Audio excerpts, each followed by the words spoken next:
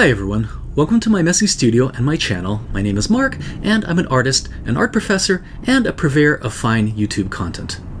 Today I'm going to be covering a much requested topic. What books do you recommend? What artists should I be looking at? What channel should I follow to supplement my artistic training? So, in this video, I'm going to give you my recommendations and explain why they're so useful. Let's get started. Many of the books I'm going to show you were with me from the very beginning of my artistic journey and played a crucial part in my formative years, and even now, some 35 years later, are still constant companions that I consult either directly or from memory. However, I should warn you that these books are not the common step-by-step technical manuals that some of you might be looking for. You know the kind I'm talking about, with diagrams on how to draw the head, starting with an oval. While I think there's value in such books, this type of information is far better conveyed directly from an instructor or from viewing a recording. Furthermore, I'm at a bit of a disadvantage when it comes to recommending such books because I received the majority of my education directly from instructors and was not exposed to enough of such self-help books to make good recommendations. So, the books I'm going to recommend, while full of valuable technical information, are more text-based and conceptual. And by conceptual, I don't mean that they deal with postmodern art theory, but rather that they teach the concepts behind art making rather than simple step-by-step visual processes. In other words, these books don't teach you how to draw, something again that is best done in a classroom, but instead do what books do best, teach you overarching principles. Furthermore, because these books are conceptual, they won't interfere with whatever technical instruction you may be receiving and won't be a source of irritation to your current instructors or a source of confusion if you're trying to learn a specific technical method on your own. Consider them a supplement to your training, something that will enrich and aid your artistic development. I should also note that though these books will be useful to artists of every level, generally speaking, they'll be most valuable to the advanced beginner, someone who has taken 1 or 2 drawing courses already and has decided to dedicate themselves to serious study. For those of you just getting started, my advice is to take a class. I understand it can be time-consuming and expensive, but without a solid technical foundation, something that can only be effectively obtained in the classroom, you're going to have difficulty learning on your own, no matter how great the textbook. Here is the first book I recommend, Drawing Lessons from the Great Masters by Robert Beverly Hale. I obtained my first copy of this book when I was just 16 and have worn through quite a few copies since. I have to admit it's been at least 2 decades since I read this book carefully, but in rereading it now, I'm amazed at how many of the lessons in this book are now essential to the way I make and think about art and how I teach my students. Hale was a prominent instructor of artistic anatomy at the Art Students League in New York and my alma mater, the Pennsylvania Academy of Fine Arts. This book contains many valuable lessons, all delivered with a perfect balance of erudition without pretense, clarity without oversimplification. The lessons in it are incredibly varied, ranging from the fundamentals of form and line to the intricacies of anatomy and composition and aesthetics. But to my mind, the overarching principle behind Hale's instruction, and what I found particularly influential in my own learning trajectory, is that one must understand what is being drawn in order to draw it well. And at the core of this understanding is an awareness of simple geometric volumes underpinning your subject matter. Hale was an incredibly well-versed and effective educator, and this book is riddled with insights that, when reinforced with practice, make you a better artist. And best of all, the book contains wonderful examples of old master drawings that serve to illustrate these lessons. For example, this drawing by Francois Boucher illustrating a crucial, yet often overlooked principle of figure drawing. That, almost without exception, all contour lines of a figure should curve out. Or this study of the Libyan Sibyl by Michelangelo, which demonstrates how he conceived the forearm as a block and an egg, and how the surface musculature of the back is subordinate to the larger ovoid form of the ribcage.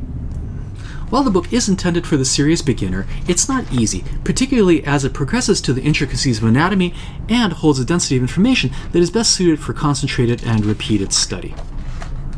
This is not light table-side reading, but rather a textbook meant to be perused and digested over a long period of time, years, decades, if not a lifetime.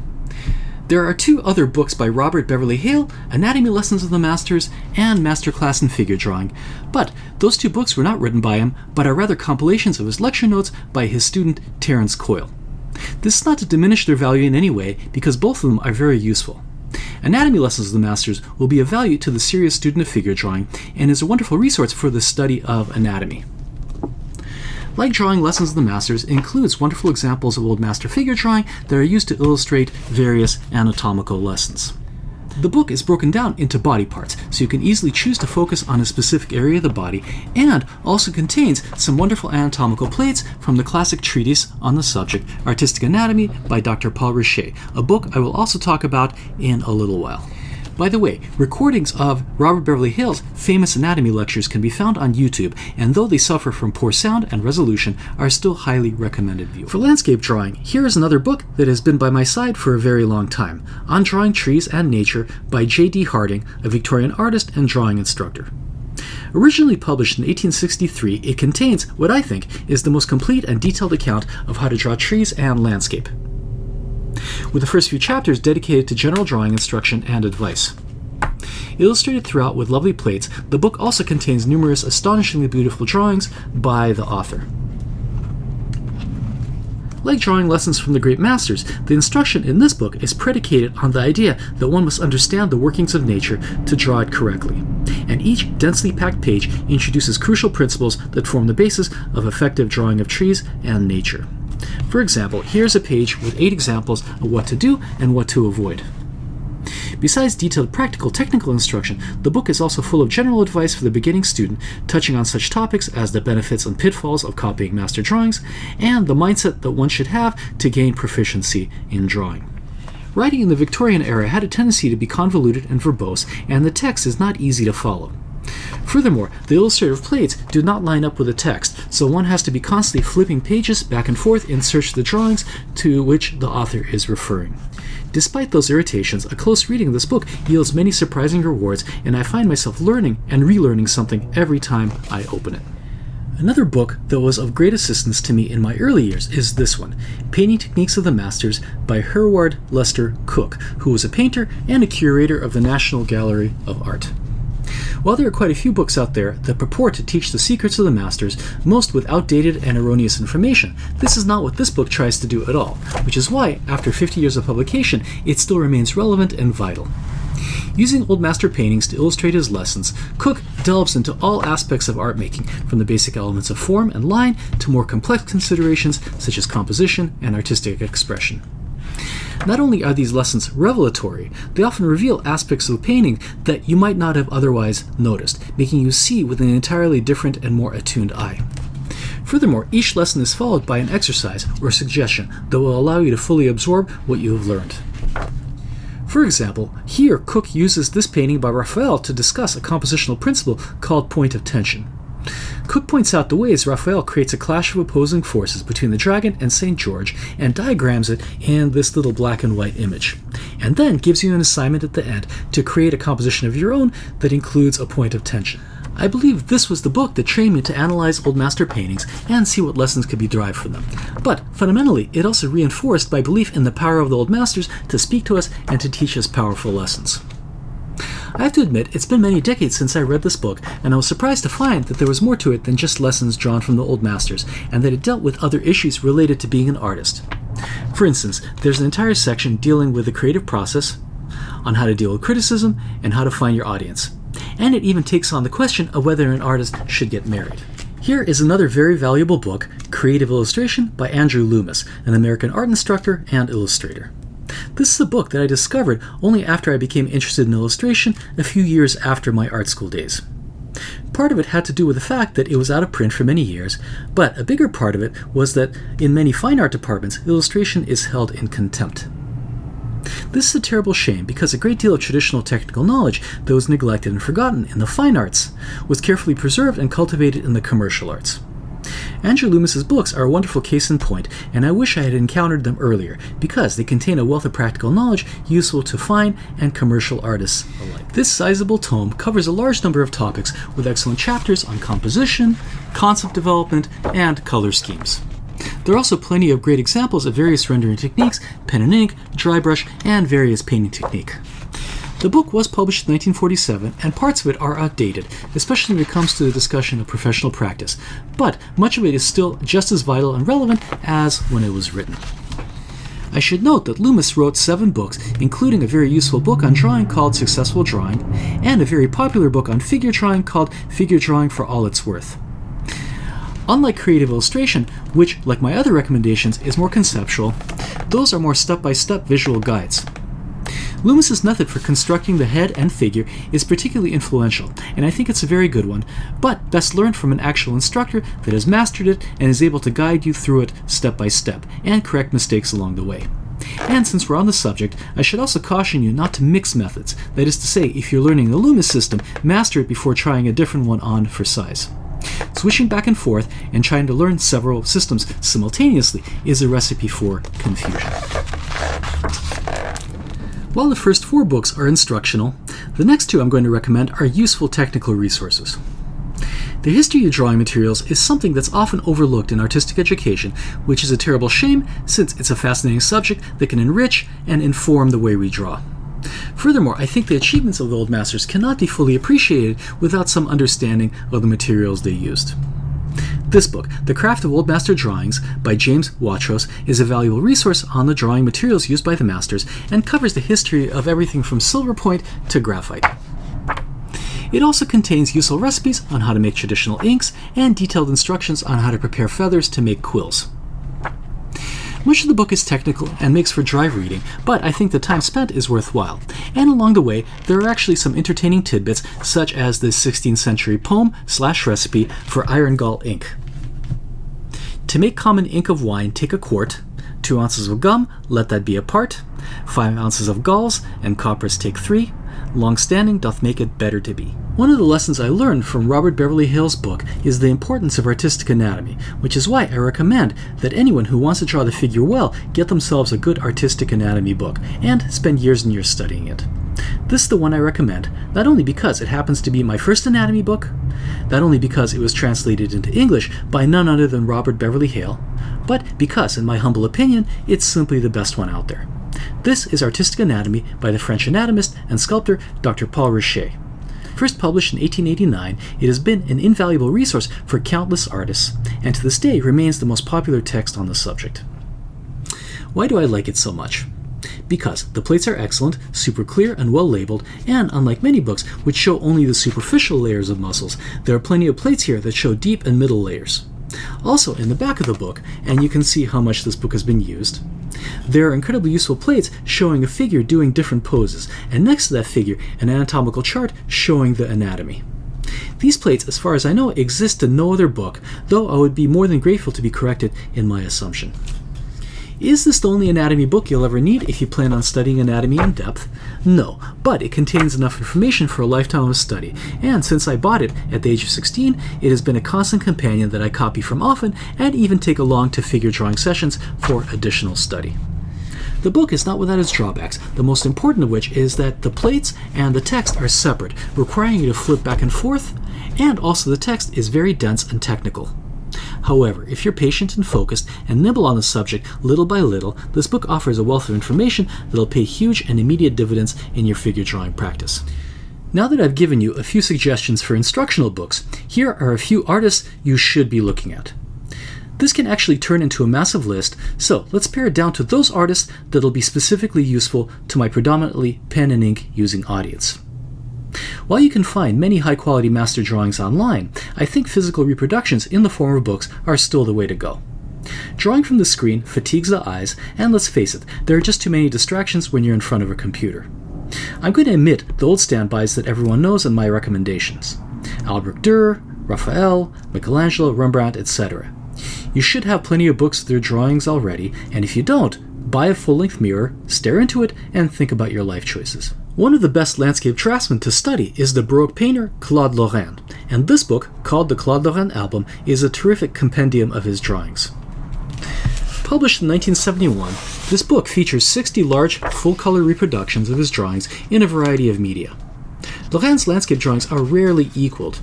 Besides his mastery of composition and the way he infuses his drawings with atmosphere and light, I particularly admire his trees and the way he manages to capture the intricate interplay of trunk, branches, and foliage with effortless grace. Somehow, with a few light strokes, he manages to convey the drooping and fluttering of leaves, the flexibility of branches, all while maintaining the overarching form of the entire tree. Not only can you learn a tremendous amount of rendering and composition by copying these drawings, they can also inspire you to try different media. For example, let's take a look here. this drawing, which is done with black chalk, brown ink, and white on very dark brown paper. This particular book was published as a catalog for an exhibition of his drawings at the Norton Simon Museum in Pasadena, California, and as a result, copies were very common in used bookstores in Los Angeles, where I grew up. My mother, who is also an artist, owned it, so it has been with me from the very beginning as a model of excellence and a source of inspiration, and whenever I see it in a bookstore, I pick up a copy to give away to friends. And fortunately, there are still quite a few copies around, so you can purchase this book for under $10. The etchings of Goya are also a fantastic resource for those learning to draw in pen and ink. Though etching is, of course, a printmaking technique, these works are very similar in appearance to pen and ink wash, and a lot can be learned from them. Not only rendering, but also composition, of which he was an absolute master. There are many books out there, but this complete work of Goya's etchings is an inexpensive option that contains 2 major cycles of Goya's etchings, Los Caprichos and The Disasters of War, as well as other print cycles. I can't think of a better way to study the very many aspects of art making than through copying Goya's works. You can do quick studies of his overall designs, focus on the endless variety of figure groupings, or just focus on individual figures. However you study them, they will develop an understanding of composition and rendering, and if even a pinch of Goya's endless inventiveness and sardonic wit rubs off on you in the process, you will be a vastly better artist for it. Another master of the dark arts of pen and ink drawing that you should definitely know and absorb into your psyche is the German illustrator Heinrich Kley.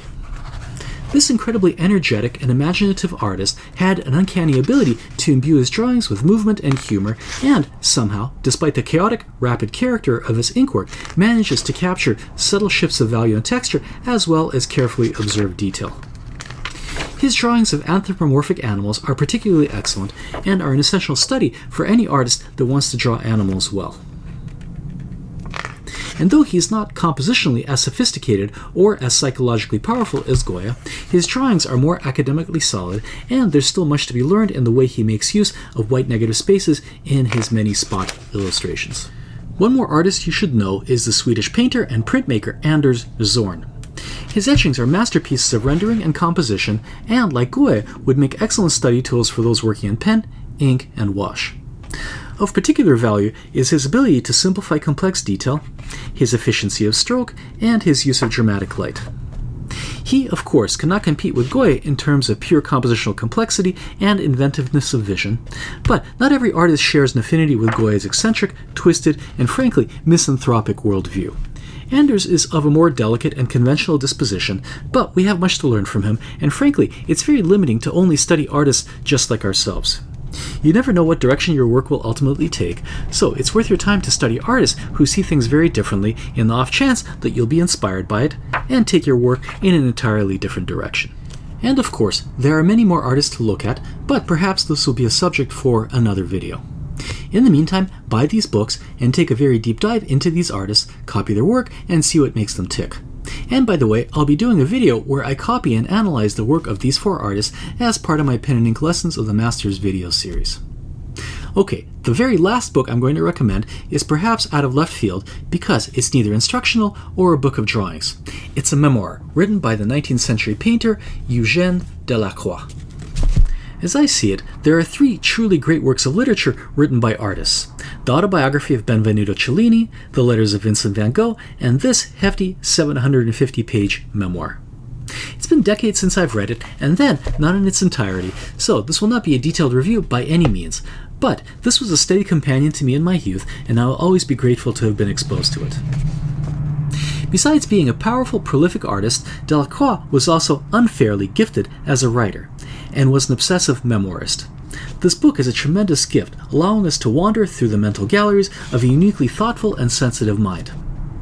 Delacroix's entries span the full gamut of his life, remarkable events, interactions with prominent artists, writers, and musicians, as well as his musings on politics, philosophy, music, theater, literature, and of course, aesthetics. His thoughts on art and aesthetics are really what make this book worthwhile, but there are some startlingly prescient passages here on human nature that'll stick with you. This is not to say that the book is not also full of valuable technical insights like this one that I stumbled upon randomly. Remember that the enemy of all painting is gray. A painting will almost always appear grayer than it is on account of its oblique position under the light. You might be wondering why, if this book contains only the occasional piece of practical advice, do I recommend it, and actually very highly for the fledgling artist. Here is why. Most of you are out there on your own trying to learn as best you can through books and online resources such as mine. But what those books and tutorials cannot teach you is how to see the world with an artist's eye. What does this mean exactly? I'm not sure I can answer this succinctly and without risking sounding new age, or even worse, pretentious. But I think it means always looking at things from the perspective of an outsider, questioning everything, being open to knowledge and experience, but above all, being open to inspiration wherever it may come. Some of this is innate, and some of this comes from your training, but a large part of it comes from having mentors, being able to interact and learn from an experienced artist with whom you share affinities, who can share their version of being an artist with you. This is not to say that you should strive to emulate their way of seeing things. You may, or you may partially, or you may ultimately reject it altogether, but without a model, without some sense of how artists see, interpret, and ultimately live in the world, developing your own way of being an artist will be difficult. For those not fortunate enough to find a mentor, what can you do? While there are books that give you encouragement and advice, The Art Spirit by Robert Henry or The Gist of Art by John Sloan, I find this memoir far more valuable and inspiring, offering the clearest window and the most vivid view of what it is to be an artist. Lastly, let me direct you to a few YouTube channels that I think you'll find useful. There are plenty of channels better known and far more frequented than mine, which all of you probably know about, so I'm not going to recommend those.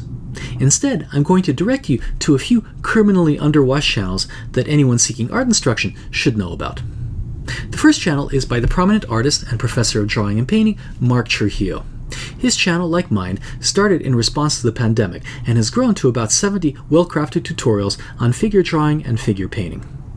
Besides being an incredibly skilled painter, Mark is a uniquely thoughtful and articulate professor with 25 years of teaching experience, and I think any serious student will benefit tremendously from this channel. Another highly recommended channel is by the veteran artist and professor of drawing, Gary Gareths. This channel, called Gary Draws and Paints, has a selection of 40 brilliant tutorials on landscape sketching, figure and portrait drawing, and animal drawing. Like Mark, Gary is a master artist and teacher, and these videos are an absolute treasure. I hope you found this video useful, and if you did, absolutely let me know in the comments section.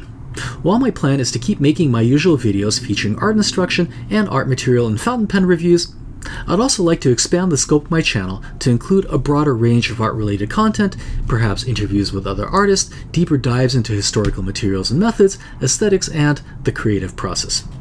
Feel free to let me know what kind of videos you'd like to see from me. Thanks so much for watching, and I hope to see you back in my very messy studio very soon. Bye for now.